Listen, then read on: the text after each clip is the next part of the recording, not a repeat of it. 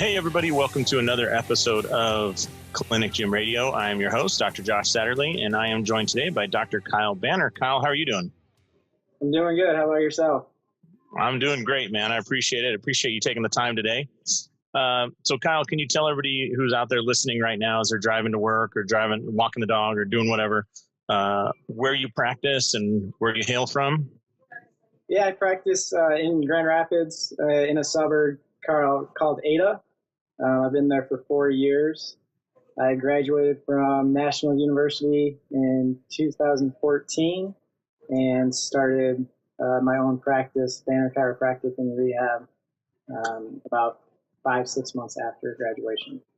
Awesome. Okay, so you almost went right into practice, huh? Yeah, I took the leap. A mentor of mine in Grand Rapids told me if I know I wanted to stay in Grand Rapids, to struggle the first 2-3 years and go from there. Just fight through, huh? Yeah, fight through, and because he did the associateship first for 3 years, and then he was left at the end of 3 years. Interesting. Yeah. All right. Cool. And what state is Grand Rapids in, by the way? In Michigan. Okay, because isn't there a Grand Rapids, South Dakota as well? There is. I think so. I just want to know which one you were. But yeah, I'm in Michigan, the Mid State. Very cool. All right. So you set up in your hometown, you started practicing right away, and kind of like describe a little bit of like what your practice is like so people can kind of figure it out. Because you do a lot of rehab, you do a lot of exercise and whatnot. Yeah, so I'm in about a 700 square foot facility. Mm-hmm. It's divided into 3 rooms. So my main room is about 12 by 17, and then I have a 10 by 12 in the middle, and then the rest is the front desk area. Okay. And just you, or are you a lone wolf in it? Yeah, just me. I have a remote biller, and then a subcontractor of a massage therapist and another chiropractor. That's their own entity. Oh, really? Okay. So you offer some other services there, not just your own? Yep. Yeah. Awesome. Okay. And how long you been at it? A little over 4 years. Okay. Starting in September. Cool. All right. Now let's back up for a second before we talk about how it's gone recently, because, you're one of our success cases. That's why we wanted to do this podcast. But before chiropractic college, like what'd you do? What were you into? What kind of, were you playing sports? Did you do athletics? Yeah, I played pickup basketball, played rugby. That's kind of how I got into chiropractic. I was doing rugby sevens and training with a chiropractor who did more strength and conditioning on the side, and kind of saw that he had just opened a new facility and thought it was pretty cool that he could take athletes and any average Joes as well and train them. Yeah. After hours and work. And what were you doing at the time personally? I was working in a warehouse at the time. I had a political science degree, and I was being stubborn and staying in Grand Rapids, waiting for a job opportunity to come up. All right. So, man, there's something about you in Grand Rapids. You refuse to leave no matter what happens. Yep. I did my undergrad, lived there my whole life, so I was pretty adamant in staying. Okay. I come from a big family, 6 siblings and 15 nephews and nieces in the area. So. Oh, damn. Here. Yeah. And you had to do something other than warehouse work if you wanted to afford enough to buy gifts at Christmas for 15 nieces and nephews, right? Yeah, exactly. Yeah. Plus political science degree in a warehouse. Everyone wanted to tell me their perspective on politics. So. That's great. That's fantastic. Just so you know, even if you don't have a political science degree, people still want to tell you their perspective on politics. I'm sure. Oh yeah, I'm figuring. Yeah, it's not just you. Yeah, doesn't matter if they're just on Twitter or whatever. They're happy to share that information. Oh yeah, there's plenty of it to go around. Yeah, I remember Kevin Christie at the Parker seminar said, "There's 3 things I don't discuss in my Facebook group: religion, politics, and CrossFit." Yeah. So anyway, so you and I kind of came, our paths kind of crossed in March, April, something like that. I can't remember exactly when it was, but you ended up kind of being interested in the accelerator program and then beyond, right? Yeah. Yep. I was looking. I had been on the Clinic Gym Rehab, Clinic Gym Hybrid Facebook group, Yeah. and very interesting in trying to figure out how I could bring a lot of my rehab and run a chiropractic business at the same time, because that's where a lot of my passion lives. And is in the exercise piece, right? Not just the pain relief and the adjustments and whatnot. Yeah. Yep. The exercise piece. Yeah. So. That's awesome. Yeah. I mean, I think it's the best model. So we crossed paths. I don't remember exactly when you joined us. Do you remember what month it was when you joined? It was around May. Okay. When I joined the accelerator. Okay. And then the Bridge to Success with Dan was right after kind of the Memorial Day, first couple of weeks of June. When I say June, the first half of June. And what led you to kind of decide that, hey, I'm going to make a move forward because, you kind of got bogged down, right? Like, what was the emotional feeling that allowed you to kind of push forward? I just wasn't seeing it. For me, it was kind of being on my own. Mm-hmm. I knew I was missing something and needed help or coaching and mentoring. Okay. I knew you guys were doing it, so I knew there was a way to make the system work and allow for that rehab fitness aspect. But owning a business, you're going, your head's spinning so many different ways, and I just needed a better route to go at and more direction. And I've always been good with coaches and teammates, and it seemed like a good group to get involved with. Very cool. And I mean, there's a lot of people who get to that point and are like, oh, I could probably use help. But do you remember back as to, was there like a final thing that kind of drove your decision? Like, this is it. I'm not going to keep pushing forward on my own. Yeah, it was just kind of the hot, cold. I was I got a space to lease that I was looking to open. That was really set up for the clinic gym, but I was still having struggles at my office in Ada and really needed to get something in place there. And I was kind of running out of time, but also I'd start and then fall off, start, fall off. And it was still just the roller coaster to where you have a good week all of a sudden or a good day and you get busy with the patients and then you stop implementing or stop focusing on getting that clinic gym focused. Yeah, I think we've all had that. Like, that's the worst part about a good day or a good week is it distracts you from the overall goal, right? You're like, oh, that's great, but that ain't going to get me to pay off my student loans, although it feels good now. So, yeah, it's like, oh, I'll go out for a beer, but not too much after that. Like, not a second beer. Yeah. Exactly. Yeah. I think we've all had that. So, so you join the accelerator program, which is kind of like, for those listening, it's like the nuts and bolts of how to do it, of the pieces that you need in place, the physical space, the logo, the legal stuff. And then the the Bridge to Success program, you were actually in our first little beta group of testers there because we thought we had a recipe that worked, but it had worked in people that were already busy and that already had multiple employees and whatnot. And then there you were as a lone wolf, and you had a lot of room to grow, right? Yes. Yeah. Still have plenty. Don't we all, brother? Don't we all? Yeah. So when you started it, I don't know how comfortable you are sharing, but when you started or at the very front end of that Bridge to Success program, how many folks were you seeing a week, or how many new patients? Any numbers you can share to kind of give people perspective of where you were?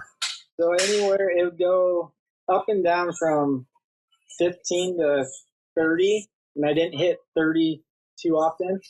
So these are weekly. 25. You're saying weekly patient visits? Yeah.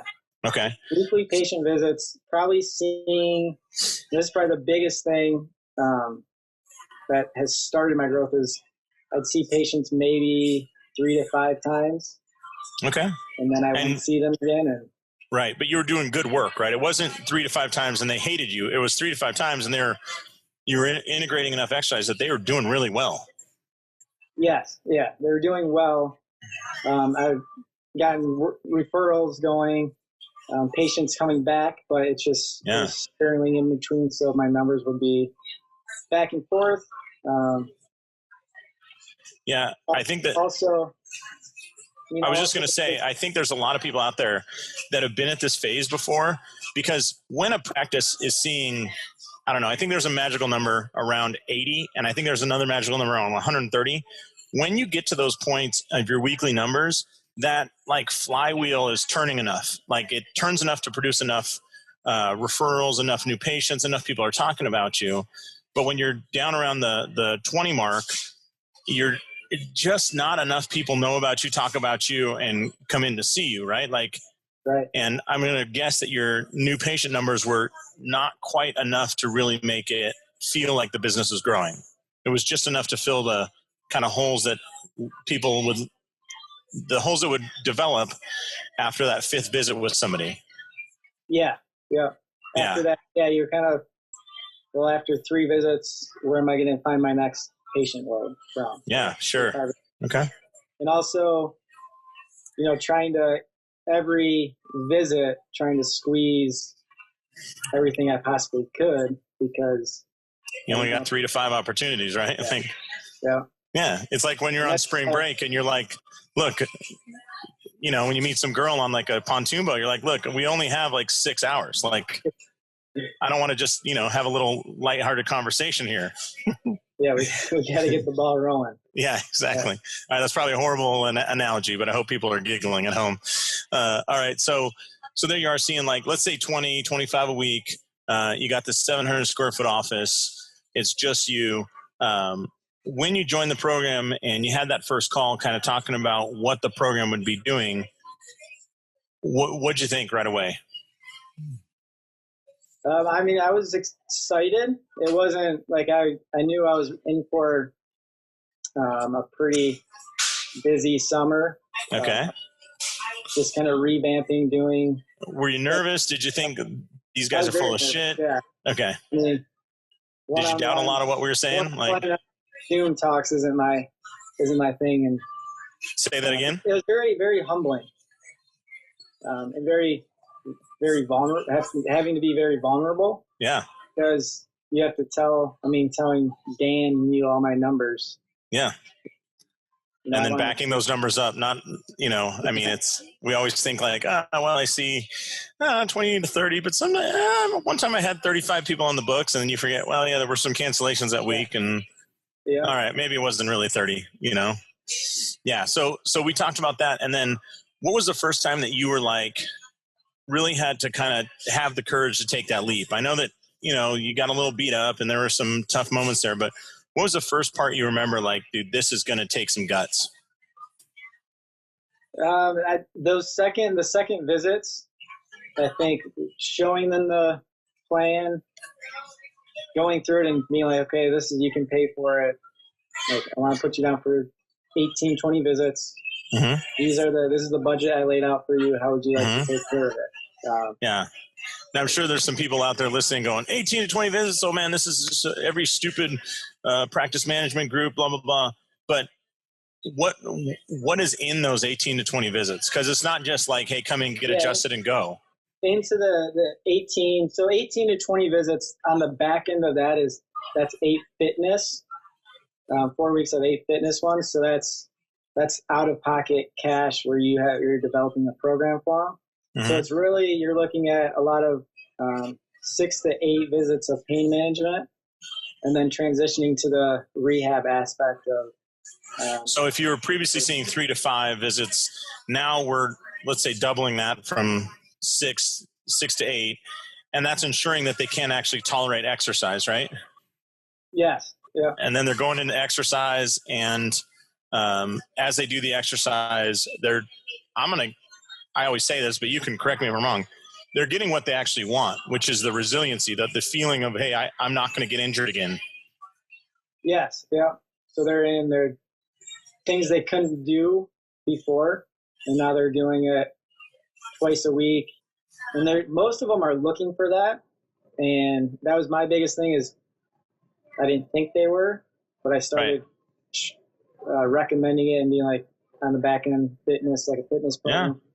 And a lot of them, you know, their eyes open and they're like, oh yeah, I really want to do that. I've been looking to get active. I just don't find the time or don't make it up. Or I'm nervous. I don't want to get injured. I'm scared. Yeah, like all that. So. Yeah. So let's go back. Go ahead. And with the pain management and the rehab and just those visits up front, it allows us as a practitioner to actually focus more on the principles, take it slow each visit to make sure we're doing it right. Right. Instead of fitting it in those 3 to 5 and maybe skipping steps to try to almost do. Or rushing things like, yeah. You know, yeah. Yeah. So I want to revisit that, but let me go back. So that first week where I remember some of the coaching and it was like, all right, this is the week you're going to do it. And how did it go that week? The very first time. I mean, I remember the recordings. You were scared shitless, right? Oh yeah. So I recorded myself doing them and listening to myself.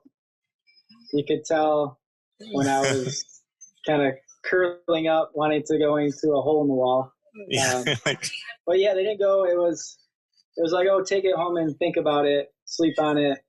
Kind of this might work, it might not work type of thing. And it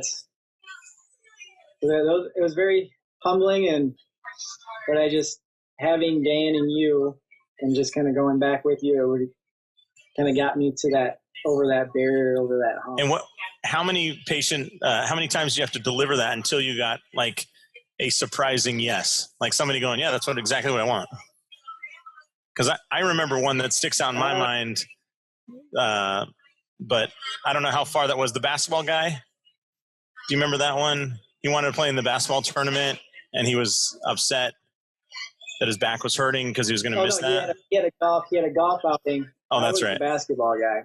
Okay. That was my story I was telling you and Dan. He was missing a golf outing, and that was the first one. But if you listen to it, you proposed the treatment plan, and he, before you're even done, is going, yeah, that's exactly what I want. Yeah. All right, sign me up.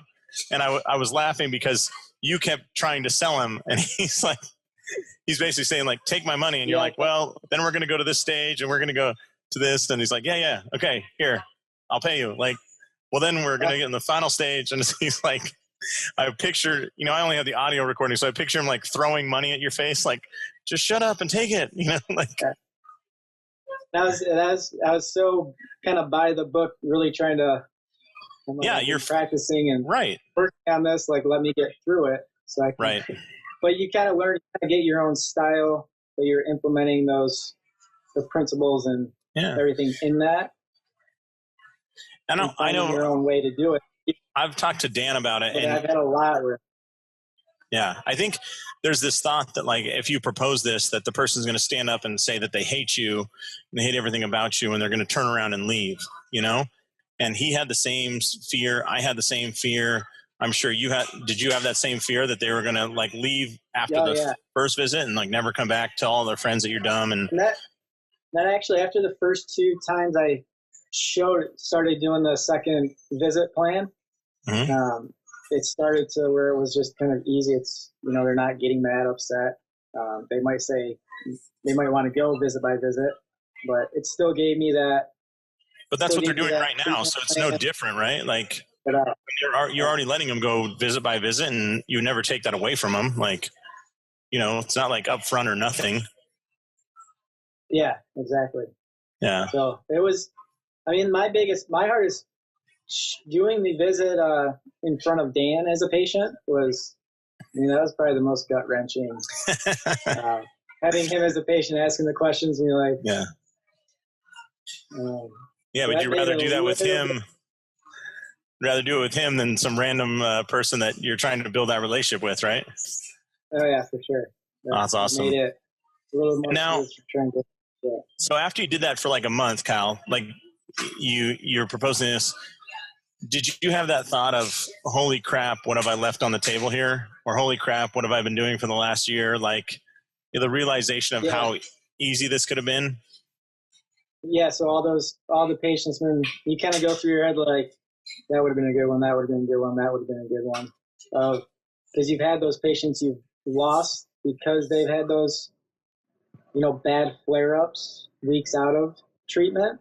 So where they go MD, go straight into PT, or go straight into surgery for like a disc bulge or something like that.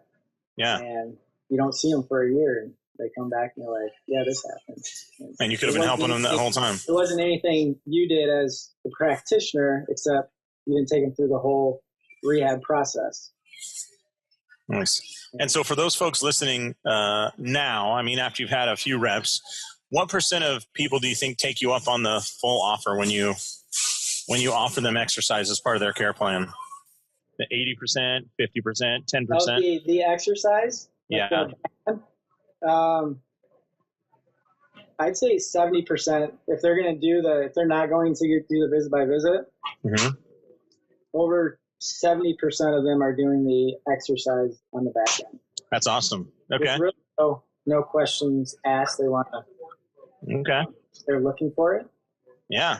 And I'm sure they like the support and whatnot.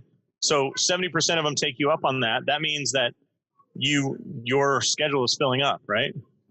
Yes. Yeah. It's okay. Filling up. So can you share some? I'm doing what I want to do in those visits.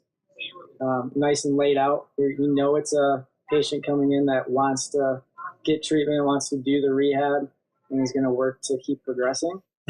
And so you look forward to those patients because they want to get better because they're All right. And tell me this, like, how full is your schedule now? It's staying up around 30 to 40 right now, which is a different feel than it was from last winter to probably second week of June. And so are you able to pay yourself a little more now? Like, what does 30 to 40 do for you financially? It's in this round, like collections has been probably about weekly, about double than what I was doing. So it's helped me. It's given me a little bit more wiggle room and less stress on a Sunday night going into the week. Yeah, dude, Sunday nights are killers sometimes. Like, I don't know what, man, but about 3 o'clock in the afternoon, I used to feel such angst, and you're like looking down the pipe of that. We used to get out of church at 6:30, and I just would dread that drive home, like knowing what's coming, And man, I know that feeling. So you're also nice to see the schedule is filled out before, like those 30 to 40 patients. It's filled out the next 2 weeks for that. So I know it's, those patients who are going to call during the week. I'm not hoping and praying to get to that, 25 to 30. Hey, are you looking for the best exercise equipment available? Well, I think that you got to check out Perform Better. PerformBetter.com is a huge supporter of everything that is the Clinic Gym Hybrid. They are actually one of the biggest supporters of the FMS and the SFMA program. And I can't say enough great things about their 3-day summit. So if you're interested in some education every summer, they do their 3-day summits in Orlando, Chicago, Providence, and Long Beach. Long Beach is my favorite. That's where I go. But the speakers there will absolutely blow your mind. So check out PerformBetter.com, whether you need bands, mini bands, equipment, flooring, or their 3D design capabilities. I think it's fantastic stuff. So check out PerformBetter.com. Now you're doing 30 to 40 visits, and you're previously doing, so this is basically not quite double, but getting close to double, right? Right. Are most of the visits you're doing now more exercise and rehab? Are they mostly pain mitigation? Like, where's most of your time spent? Most of it's spent exercise rehab. Okay, which is what you enjoy doing? Yeah, that's what I enjoy doing. Okay, and just for people listening, how do your visits go? How long are they? How many patients you see an hour? That kind of stuff. They're 20 to 30. I see those, like the rehab patients, 20 to 30 minutes. They're starting to get down to more 20 minutes. You're starting to get a little hungry for that money, and you're like, let's cut this short, dude. I think because it's more smoother because they're coming in. They know what to expect. They know where to go. They know what to do. They're like, okay, I've been working on this. So you check it. They have that. Awesome. You well with that, so you progress it, or you just stick with it for another. Is that what you dreamed of doing, like in school, like what they're doing now? Where, hey, can you check this exercise? Can you? Yeah, instead of rolling their eyes when let's do this, and then being like, well, I didn't do it. Yeah, I was feeling better. Okay, that's awesome. So you're doing more of the work you want to do and making more money doing it. Yes. Yeah. I mean, how much better can it get than that, you know?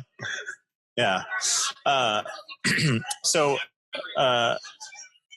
going back to the people that do purchase it, 70% of people that are like interested and they pay the money up front, they're doing the exercise. I'm just going to, you kind of said it, but these are the people you want to work with, right? The type of person that values that is the perfect client for Kyle Banner. Yes. Yeah. And they're going to refer other patients that they refer are ones looking for that. So that just. Yeah. So I was going to ask you about that. Do you get more referrals now too? Yeah. I've been getting more referrals. Okay. Let me ask you your opinion on this, because this comes up a lot, like in the Facebook group and stuff. I think there's a lot of people that get the sense that, that people refer more when you get them better and then discharge them as fast as possible. So 3 visits, 5 visits, right? But I don't think that patients necessarily are looking for that. And in fact, there's not a relationship by like your 3rd visit. You don't really have a relationship with that person yet, right? I mean, like it's not certainly deep, so they don't send you the referrals. Based upon what you've just seen over the last few months, do you think people refer more when you kind of get past 10 visits or when you get them in and out as fast as possible? When they get past 10 visits, because you're seeing them on more frequently, and you're doing kind of more exciting stuff. Like, oh my, yeah, that's interesting. Doing this stuff they're proud of, right? Not just laying on the table and getting an adjustment, but like, hey, I personally move that kettlebell. Yeah, so like the 3 to 5 visit discharge ones, it's be like I've been telling people I've been referring you, but they might go to another chiropractor. They don't see a difference from the chiropractor. Like, what makes him different than him? That's a great point, dude. That's a great point. So if you could go back and you were like the speaker at the, Northwestern graduation, and there you are, like talking to a bunch of people who think they're going to go out on their own and start their practice and whatnot, what would you say the biggest lessons you've kind of pulled away over the last 6 months would be? Hell, it's been over the last like 2.5 months. Is that right? Yeah, 2.5 months. Yeah. That's incredible, dude. Congratulations. That's absolutely amazing. Thank you. And thanks. I mean, you guys putting this together is been. Yeah, well, you're going to join us in St. Louis, right, to kind of help some other folks out. Yeah, I'll be down in St. Louis. That's going to be great. I'm looking forward to it. Yeah. We'll do some sales scenarios, and you'll be like, shit, this is easy. Yeah. Yeah. But in all seriousness, like, what would you tell young doctors listening or somebody that's like, hey, because the thing was you had the clinic, you wanted to have the gym, but you just couldn't fill it up, right? Right. And everybody gets to that stage, dude. Everybody does. So what would you tell yourself? I mean, I would have a system. Just because you're doing high number of visits doesn't mean you're not selling it. You're recommending it. That's been the biggest thing for me, is put yourself in the position of the patient who's coming in with a low back pain, who's missing an event or can't do good at work at their workplace. You want to get better, and we know how to get people better, and we got to put them through that best process that we know. And that's what I was we all want to be a guru kind of coming out, being the best and getting people pain-free quickly. Yeah. And you just lose a lot of patients because they forget, and we're lazy. Human beings are lazy to get back in until it's sometimes too late. I love it. I love it. So if you were to measure your fulfillment as a doctor, how fulfilling a day of work is when you factor everything in, what would you have rated that number on a scale of 0 to 10? 0 being no fulfillment and 10 being the most fulfilled you can be. What would you have rated that number back in like March before we ever did anything, before we met? It was 4 or 5. And I guess this description with that is being like, some days it's, what did I get myself into? Let's look at the associate jobs around here. Yeah. Even though I wasn't going to, but it's, you're kind of like activated in the... It gets in your brain, yeah.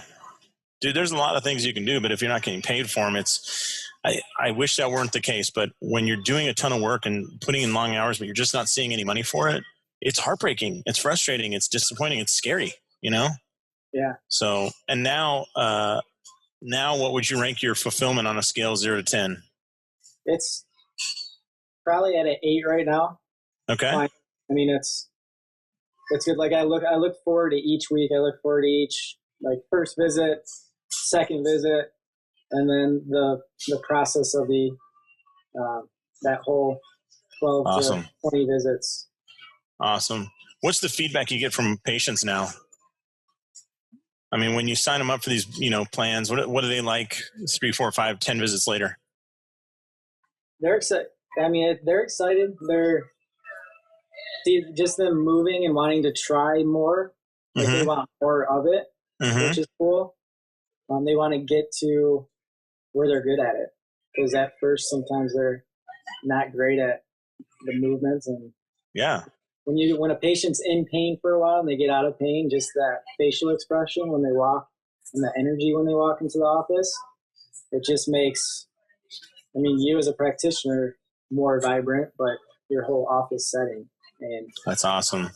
That's awesome, dude. What I told Dan a lot is I found myself during my, if I had a half hour or a no call, no show, I got more stuff done in between. Where I went outside. I'm in a small town, so I go to a coffee shop. I was much more excited. I go to the grocery store excited. I just wanted to get out and about. And yeah, I think that confidence is infectious, right? Like how you are with your friends in basketball, how you are with your people on the phone, how you are with the people at the coffee shop, how you are with, if you're dating or you're married or whatever. I think you can't get away from yourself in any of those situations. Yeah. Yeah. So and also the whatever you want to say, placebo effect that has on your patients. They now believe that they're going to get better because you're around them, whereas if you're not confident or you're stressed or you're worried, they are worried too. And they're feeling like, wow, I don't know if I'll ever get past this. And you think it's easy to convince somebody that pain management's the only way to heal them, or, hey, you need surgery because you're inherently broken. And so having that fortitude, it spills over onto them. So I think what you're doing is awesome, dude. And I really want to say congratulations. Like you're one of those guys that just like, it was not easy. I could see it all over you on the first, couple weeks. It was not easy. It wasn't comfortable. I swear on the recordings, I told Dan, I'm like, we're going to hear him vomit onto the recorder at one point here. Oh yeah. It was very uncomfortable. That's what I used to tell people. It was like, yeah. But the reason we do that is, if you don't have those recordings, there's no proof that you actually got uncomfortable. You have the proof now. We've seen it. We've seen the highlight reel of Kyle. Like, he wins. He goes out and he wins, and a lot of people are like, oh, I want to change. But right up until the point where it's going to get uncomfortable, and then I'm going to keep doing what I do, So I got to say congratulations on that, because even if it didn't equal more patients or more money or anything, you conquered like a dragon yourself, and that's the biggest part of the whole thing. Yeah, thank you. It's changed. That was a big change in me being in patients too, I think. Awesome. So what's next, dude? I'm sure there are people going, man, you've done so much in 2.5 months. Like, what do you see a year from now? I'll see. Well, I have that second location opening. That will be opening up, and finally get the office manager to really take control. That's going to be the biggest thing. Is just, I want to have employees work with others, because I like working with people. Yeah. And so you're going to have some more staff and whatnot? yeah, just building a team. And Good for you. Cool. All right. Cool, man. Well, thank you very much for taking the time today, Kyle. Like I said, it's awesome to hear your success story. I know you'll be with us in St. Louis, and I can't wait for that. Seriously, when I buy you that first beer, I hope it tastes as sweet as it should, because it's at the end of a lot of hard work, and you did the work, dude. So congrats. Well, I appreciate it. Thank you. Yeah. And I'm excited that you'll be able to share, like, because, when you do, one of the problems like Dan and I run into is when we talk to folks like you before you sign up is I think there's this block that they have, like, oh, that's easy for you guys. It's easy for this. And I mean, my wife will tell you, she's reminded me many times, there was a point in my early clinical career where I was literally calling her, crying on the phone, because I was trying to go out and market and just getting shot down left and right. But now I can go talk to anybody and I don't care. Like, it just, it sucks that I had to hit that low point, but now it doesn't matter. Now it's easy. Now I'll take a no all day long, but there's a lot of yeses hidden in between those no's, Yeah. So I'm glad you're there to be like, this is a real dude, like he just went through it. And besides that, even if people don't come to that event in St. Louis, can folks reach out to you to kind of get your opinion, or would you be willing to answer questions and help them through? And how can they do that? Yeah. Facebook Messenger. They can email me. Just they can go to my website. Okay. And so Facebook Messenger, it's Kyle Banner. Yeah, Kyle Banner. Okay. They can find you in the FTCA hybrid group there, right? Awesome. Yeah. And yeah, man, I appreciate it, and I appreciate you taking the time, because I think this is the future. And the great news is, dude, you're giving amazing care, and actually making money doing it. Yeah, that's the goal, and I appreciate you for putting this together. Absolutely, man. Well, listen, thanks again to you, and I'll wrap this up because I could go on, but I don't want to kiss your ass too much, All right. Well, on behalf of Dr. Kyle Banner, this is Dr. Josh Satterlee saying, go out there, maximize your license, and live the life you dream of. Thanks a lot, Kyle. Thanks, Josh. Hey, how about that? Another great interview here on Clinic Gym Radio. Listen, if you're serious about starting up your own Clinic Gym Hybrid, then please go to clinicgymhybrid.com and check out our website there. We also love to get you involved in our Accelerator program, which will walk you through step-by-step the 42 pieces you need to start your own Clinic Gym Hybrid. I'm Dr. Josh Satterlee. We'll talk to you later.